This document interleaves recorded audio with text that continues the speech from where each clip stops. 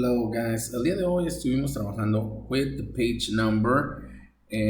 Allá vamos, page number 110, and we have to color the drum and color the toys.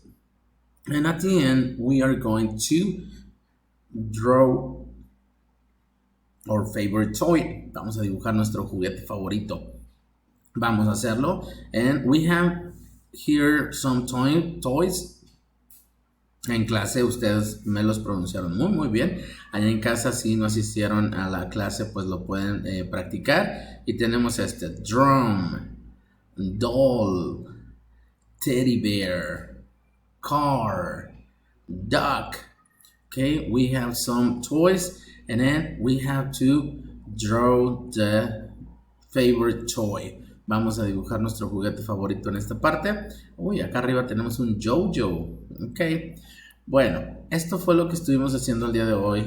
Por favor, aquellos que falten por ahí, traten de hacer su actividad para yo poderles revisar ahí en el libro.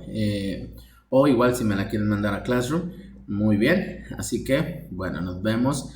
Y esta fue la actividad entonces del día de hoy. Nos vemos el día de mañana, tomorrow, Thursday. See you later.